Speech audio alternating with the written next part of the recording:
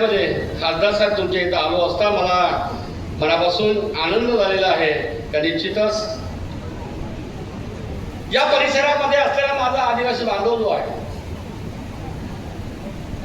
त्यांच्याकडे आपण सातत्याने नियमितपणे आपण लक्ष देता, विकासापासून तोसो दूर असलेल्या समाजावर तुम्ही लक्ष देता, पण समाज विभागाची जबाबदारी काय आहे? विभागाने नेमकं काय करायचं आहे? विभाग कोणासाठी निर्माण झालेला आहे? आदिवासी समाज आहे म्हणून विभाग आहे. आदिवासी समाज जर नसता, आदिवासी विकास विभाग निर्माण झाला नसता आणि आदिवासी विकास विभाग निर्माण झाला नसता तर माझ्यासारखा सर्वसाधारण कुटुंबातला व्यक्ती आदिवासी विकास विभागाचा मंत्री झाला नसता. याचं भान ठेवून मी आपल्यापर्यंत आलो, दखल घेऊन आलो, नोंद घेऊन आलो. काय माझ्या समाजाची परिस्थिती तिथे असेल, काय त्यांच्या भावना आहे, काय त्यांच्या वेदना आहे, त्यांना कशाची गरज आहे,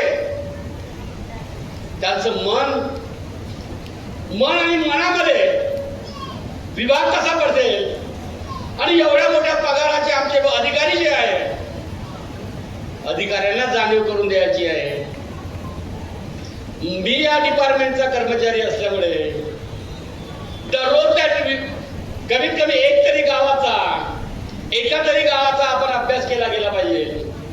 त्या गावामध्ये असलेला माझा कातकरी समाज असेल, त्या गावामध्ये असलेला माझा ठाकर समाज असेल, त्या गावाचा डोम कोळी असो, त्या समाजाप्रती यांनी चिंतन केलं गेलं पाहिजे, आत्मचिंतन केलं गेलं पाहिजे, आत्मपरीक्षण केलं गेलं पाहिजे. भरतसेठ आणि खासदार साहेब आमचं डिपार्टमेंट 1972 ला समाज कल्याण आदिवासी विभाग एक होता.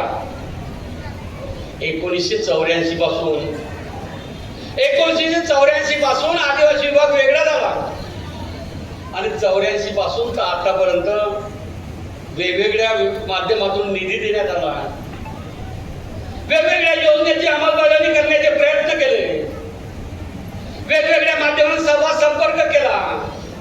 परंतु आजही आपण परिस्थिती खासदार साहेब आणि मंत्री महोदय पाहता काय परिस्थिती आहे. स्थानांतर होण्याचं मुख्य कारण काय? मायग्रेशन होण्याचं मुख्य कारण काय? कातकरी समाज, ठाकर समाज आणि या समाजामध्ये विद्यार्थी काय शिक्षण घेत नाही, शिक्षणापासून का वंचित राहतो, व्यसनाची जनजागृती झाली नाही, आरोग्यावर जेवढ्या ताकदीने लक्ष द्यायला तेवढं गेलं नाही. तो योजना कागदावर राहिला असल्यामुळे भरतसेठ तुम्ही माझे ज्येष्ठ सहकारी असल्यामुळे आणि खासदार साहेब मनापासून प्रत्येक जिल्ह्यात गेलो पाहिजे, लाभार्थ्याशी संवाद झाला पाहिजे, प्रत्येक कार्यालयाला एक जबाबदारी दिली. प्रकल्प अधिकाऱ्यांनी, महिला अधिकाऱ्यांनी आश्रमशाळेमध्ये भेट दिल्या गेल्या पाहिजे. आमच्या मुली किती राहते, कशा राहतात, त्यांना व्यवस्था आहे का नाही, क्रॉस व्हेरिफिकेशन करावं. दर 8 दिवसांनी त्या गेल्या पाहिजे, अधिकाऱ्यांनी संवाद साधला पाहिजे, बंद खोलीमध्ये चर्चा केली गेली पाहिजे. तर अडचण काय? त्यामुळे आम्ही हा उपक्रम हातात घेतलेला आहे.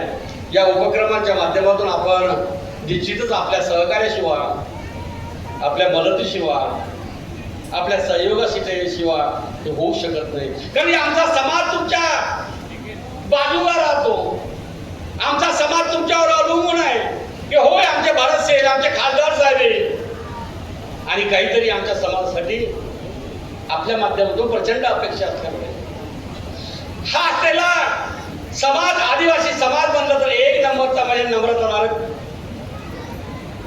अतिशय प्रामाणिक, अतिशय विश्वासू आणि एका सेकंदात दुसऱ्यावर विश्वास टाकणारा समाज म्हणजे कोणता असेल तर माझा आदिवासी समाज. आणि वेळाच्या समाजावर अन्याय अत्याचार झालेला आहे. आमच्या जमिनी गेल्या तरी आम्ही बांधून नाही, तुम्हाला कल्पना असेल. परंतु न भांडणारा समाज म्हणजे आदिवासी समाज. कोणाचा कदापि अनादर न करणारा म्हणजे समाज कोणता तर आदिवासी समाज. सर्वांचा सन्मान करणारा कोणता समाज हा आदिवासी समाज. त्यामुळे निश्चितच आपल्या सर्वांच्या माध्यमातून आपण बरसेट आपण निश्चित पुढाकार घेऊन आपण आमचा या परिसरामध्ये असलेला जो आदिवासी समाज आहे सातत्याने नियमितपणे प्रकल्प कार्याचा आढावा घेऊन प्रकल्प कार्याच्या अंतर्गत केंद्र सरकार राज्य सरकारच्या विविध योजना खासदार साहेब सातत्याने नियमितपणे आदिवासी समाजासाठी कुठली योजना आहे त्या योजनेचा लाभ मिळतो का नाही शेवटच्या घटकापर्यंत पोहोचतो का नाही याबाबत माझे या समाजाचा एक घटक म्हणून मंत्रीनंतर या समाजाचा घटक म्हणून हात जोडून विनंती करतो प्रत्येक महिन्यामध्ये आढावा घेऊन लाभार्थ्यांची संख्या मोजली गेली पाहिजे योजना यांच्यापर्यंत पोहोचल्या गेली पाहिजे तुमच्या भाषणामधून नेहमी आदिवासी विभागाच्या बाबत एक चर्चा झाली पाहिजे जिथं तिथं तुम्ही प्रवास करता त्या प्रकल्प अधिकाऱ्याला बोलावलं पाहिजे एटीसी ला बोलावलं पाहिजे तर माझा हा परिसर आहे या परिसराला कोणत्या कोणत्या योजना दिल्या किती युवकांना रोजगार मिळाला किती युवतींना रोजगार मिळाला किती आश्रमशाळेमध्ये काय परिस्थिती आहे किती वैयक्तिक लाभार्थी आहे किती सामूहिक लाभार्थी आहे वन हक्क दावे किती प्रलंबित आहे सामूहिक दावे किती आहे वैयक्तिक दावे किती आहे शासकीय आश्रमशाळेची परिस्थिती कशी आहे शासकीय आश्रमशाळेमध्ये विद्यार्थी नियमित येतात का नाही याबाबत एक हात जोडून विनंती करतो आपण आमच्यासाठी अर्धा तास नेहमी द्यावं खासदार साहेबांनी मंत्री महोदय जेणेकरून एक वचक राहील भरत सेठ सुद्धा आणि खासदार साहेब सुद्धा आढावा घेतात लक्ष आहे प्रकल्प अधिकाऱ्याला भीती राहते एटीसी ला भीती राहते नाहीतर आज कार्यक्रम झाला मंत्री आला तीन मंत्री आले भरत सेठ आले तटकरे ताई आले आदिवासी विकास मंत्री आले खासदार आले तीन आमदार आले तर काय भाषण दिलं निघून गेले मी हात जोडून विनंती करतो भरत सेठ आणि खासदार साहेबांनी सर्वांना आमदार महोदयांना या कार्यक्रमाचं सार्थक झालं पाहिजे या कार्यक्रमातून बदल झाला पाहिजे या कार्यक्रमातून विश्वास संपादन झाला पाहिजे प्रत्येक आदिवासी समाजाच्या आदिवासी बहिणीच्या मनामध्ये आत्मविश्वास निर्माण झाला पाहिजे म्हणलं पाहिजे होय मी आदिवासी आहे मी या योजनेसाठी पात्र आहे या दोन्ही मंत्री आणि खासदाराच्या माध्यमातून आमदाराच्या माध्यमातून कुठली तरी योजना मला मिळणार आहे असा विश्वास संपादन झाला पाहिजे जोपर्यंत यांच्या मनामध्ये विश्वास निर्माण होणार नाही 1984 पासून विभाग सुरू आहे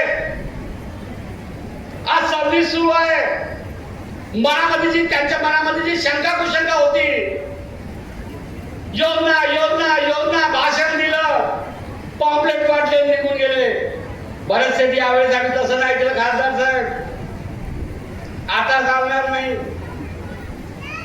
आणि पुढच्या वेळेस 100% भरत सेठच्या गावात जाणार त्यांच्या मतदारसंघामध्ये सांगितलं त्यांनी की तिथं गेल्यानंतर अभिवादन केल्यानंतर स्मरण केल्यानंतर तो व्यक्ती कधीच पडणार नाही म्हणते तुम्ही 100% भरत सेठ तुमच्या गावाला येईल आणि माझ्या आदिवासी बांधवाशी संवाद करेल 100% येईल मला आवड आहे ज्या ज्या ठिकाणी माझा समाज आहे माझा आदिवासी बांधव आहे माझ्या बहिणी आहे माझे भाऊ आहे माझ्या मुली आहे मुलं आहे त्या ठिकाणी त्याचसाठी डिपार्टमेंट आहे समाजाचं रक्षण करण्यासाठी मी विभागाचा मंत्री झालो समाजाचं हित ज्या ज्या ठिकाणी त्यासाठी मंत्री झालो त्यामुळे निश्चितच माझ्या समाजाला आत्मविश्वास निर्माण करावा या उद्देशाने आपल्यापर्यंत आलो धैर्यसिंग पाटील साहेब तुम्ही सुद्धा निश्चित लक्ष देता ज्ञानेश्वर महात्रेंनी या ठिकाणी मत व्यक्त केलं निश्चितच त्या विषयात सांगतो मी सोबतच आमचे रवींद्र पाटीलजी आमचे अविनाश कोडीजी प्रीतमताई पाटील गोपीचंद कदम आमचे पद्मश्री त्यांना साहेब आदिवासी समाजाचे आपल्या एटीसी विभागामध्ये दोन आमचे पद्मश्री मिळालेले आहे मागच्या वेळेस आमच्या समाजाच्या माणसाने मिळालेलं आहे त्यांचं नाव आहे हा नाही परशुराम विश्राम गंगाने साहेबांना मिळालेला आहे, यांना मिळालेला आहे, सन्मान केलेला आहे. आणि यावर्षी साहेब जो आम्ही टाळपा वाजवतो, टाळपा आणि टाळपा ज्या वाजवतो, ज्या समाजाचा सन्मान झाला, पिकल्या चिंडा धिंडा जो आहे आमचा टाळपा वाजवतो, त्या माझ्या आदिवासी माणसाचा सन्मान झाला, तर त्याचा मला गर्व आहे, अभिमान आहे. माझा समाज